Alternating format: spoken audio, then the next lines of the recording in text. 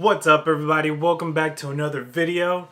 I am excited about this one 100%, and it's a question that I get asked a lot, and is, Jesse, what gear do you use? What do you shoot with? What do you do your videos with? You know, what kind of microphone do you use? What, like, just all in general. And I'm so excited to share this with you, and we're just gonna answer all that right away with a what's in my bag 2019. I'm excited about that one for sure. And what's beautiful about this is my first video ever doing this, especially with all this gear that I have after replacing all of it. And second, I plan on doing this every year around this time from now on, you know, so you can see how I've grown. And I definitely want to hear in the comments and just from you in general how you've grown and what you learned, and you know, how your whole kit has developed over the time. So without further ado, let's get to it. I'm excited. I hope you are too. Let's go.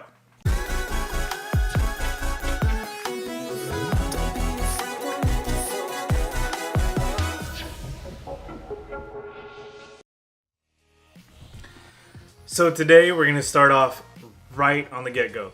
And we're going to talk about some cool stuff that I like to carry. First of all, I like to carry my backpack. I don't like slings. I don't like messengers. I don't like those quick access pouches. Just not my style. I've always been a backpack guy, and it just suits me better, and it makes it easier for me to carry all my gear without having to slouch over or compensate all my weight on one side and then just start walking like this. No. But let's talk about the backpack. And it's this bad boy. Boom. Take a look at it. Such an awesome bag. And it's the DSLR Pro Pack by Encase. And now they have an updated version that's the XL. And these average anywhere around 174 to 240 depending on which model you get. But they haven't changed much, only because they're that reliable, that good. This one here, what I love about it is the fact that, you know, you have a pouch right in the front, but then it has a lot of compartments that when you look at it at a glance, you wouldn't be able to tell. Talking about the exterior, another cool feature that I love about it is this one right here. It allows you to put a tripod in there, you know, whether it's a medium size or a fairly large one, just depending on the weight. You'll have to compensate a little for it just because they'll start leaning towards that side. But other than that, I mean, what other way would you want to carry your tripod than here so your hands are free? I'm going to show you. It's the large middle compartment. So this one's so cool because it separates, you know, your accessories, your laptop, everything from your main gear, so that way everything's not squished together and you don't end up crushing something. So there's always padding in between everything.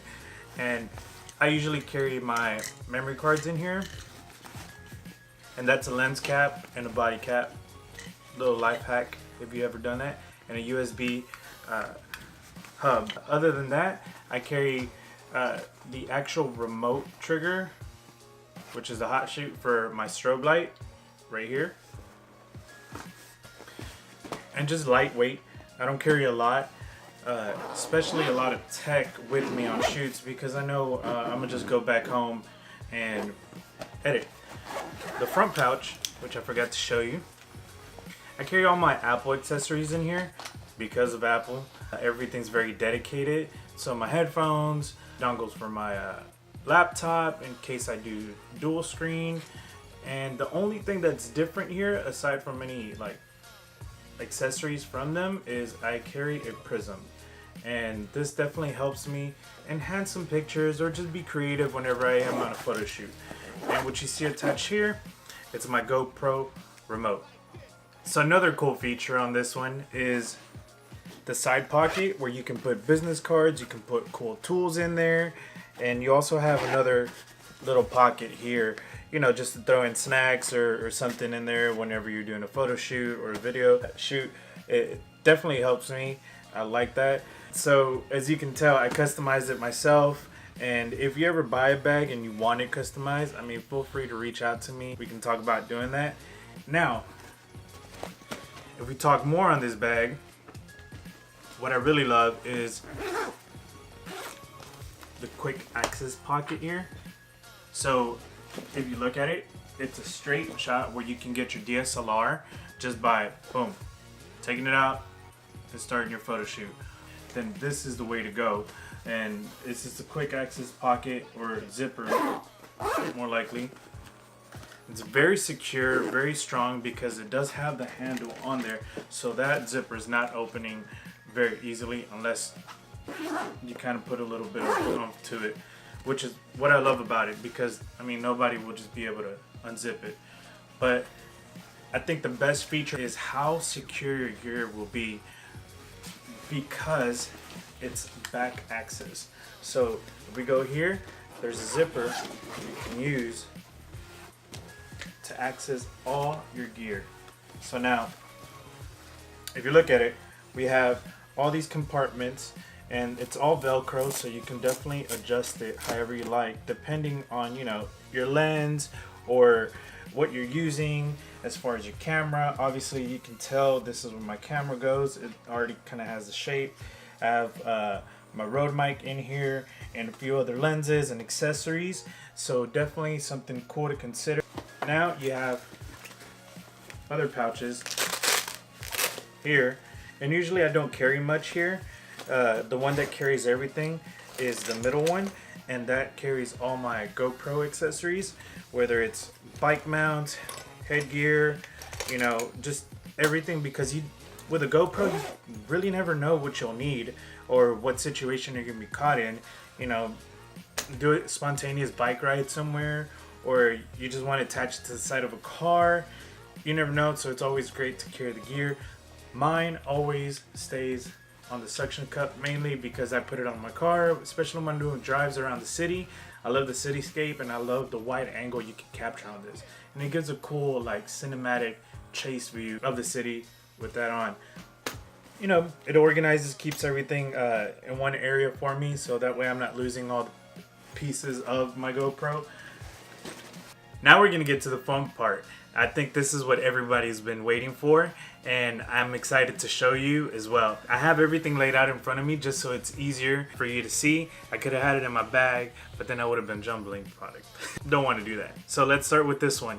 So if you see it, it's very thin. They call it a Pancake Lens. It's a 24mm 2.8. Just by me telling you that, for those that know cameras, might have an idea of what I'm shooting with, what kind of camera I shoot with. If you don't, I'll explain it later towards the end of the video. But if you do, go ahead and comment below and just let me know what kind of camera do you think I'm shooting with. But the 24mm 2.8 is great in low light, great for wide angles, landscape. You can do portrait with it. It's gonna be a little bit tricky, but it's a lifesaver when it comes to shooting in constricted areas. Your back could be against the wall, your subject could be right here, and you know, this thing has such a wide angle that it will be able to capture the subject beautifully, especially in low light. Tack sharp, great lens. Woo! Alright, let's talk about the Nifty 50. The Nifty 50, man, this thing, I definitely cannot go anywhere without this one. This one has to stay in my bag. It's so lightweight, and you can just toss it anywhere.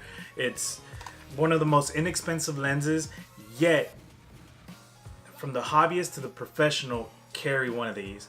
And you're gonna be like, what? Really? Yeah, it's about $130 US dollars, but wow, I just can't explain how well Canon made these lenses.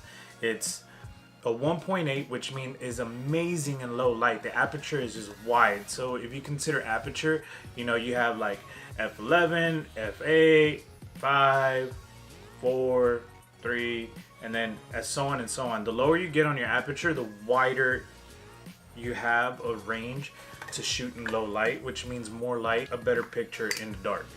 And I'll show you why.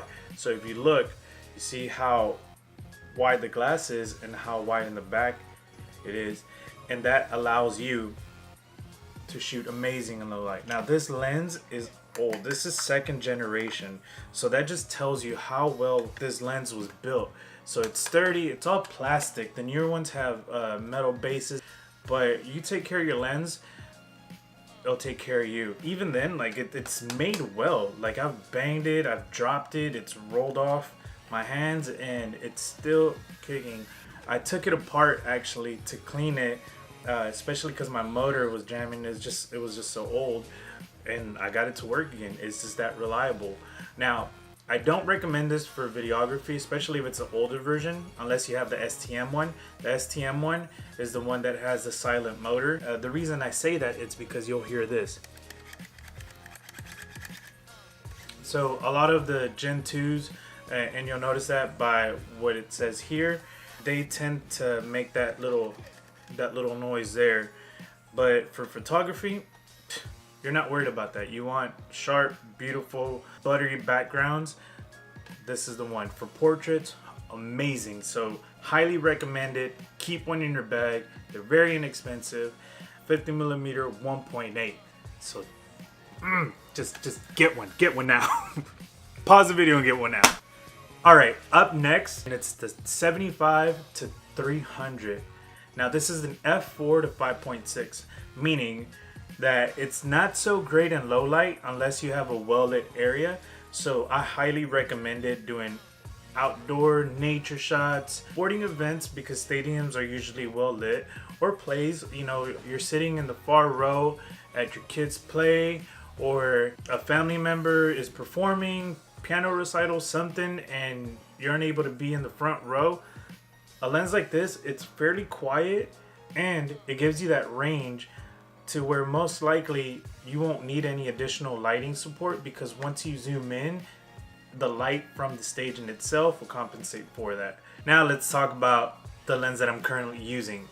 It's the 18 to 55 STM kit lens. Earlier I mentioned something about STM, which is like more of the silent motor technology, especially for vlogging. It helps tremendously.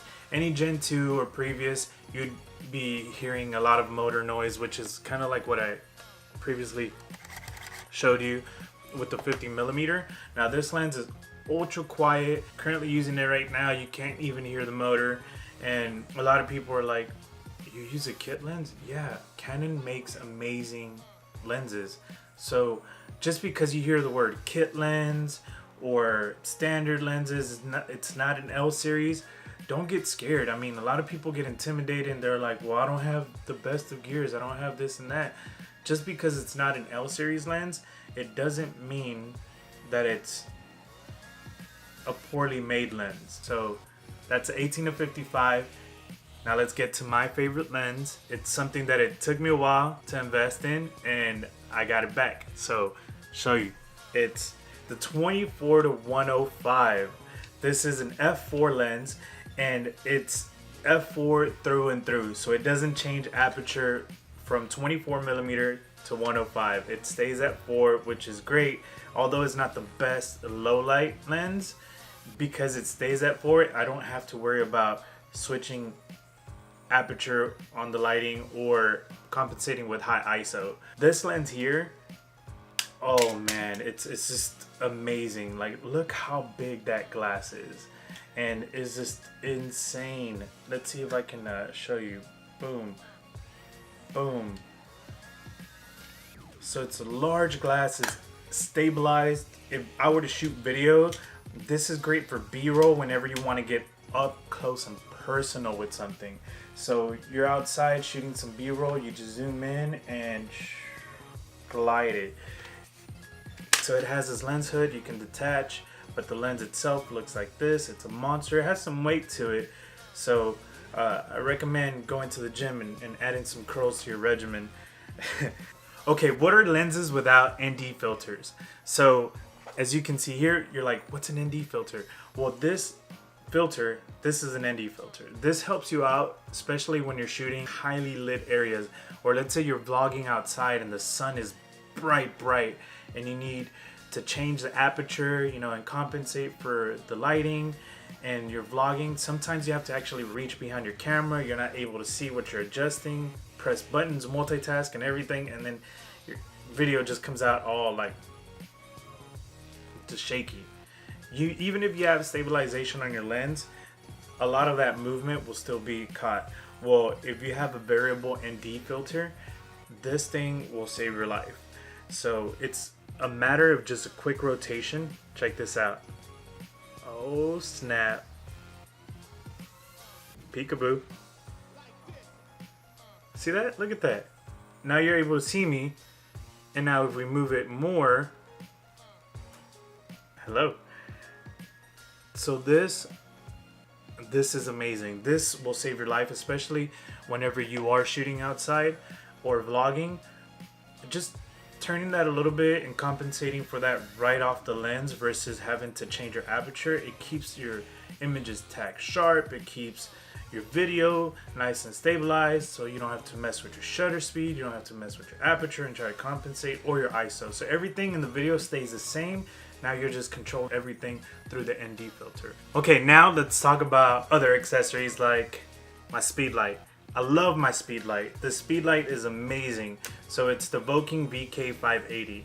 You pair this one with my L series lens and mwah, it's a match made in heaven. And the reason I say it is because for whatever light I cannot capture with the lens, this will compensate for it without making that harsh, ugly feel and cut off the inbuilt flash of the camera would do.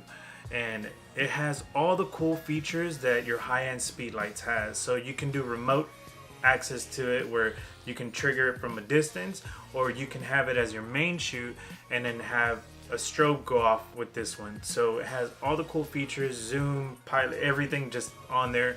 I highly recommend it, and it won't break the bank. You won't spend $400 or $500 like you would with a full-on Canon, Nikon, or depending what kind of camera you have. So the Voking VK580 for sure. And then you pair it with this here on top of that, and this is a diffuser, so it kind of creates your flash into a softbox strobe.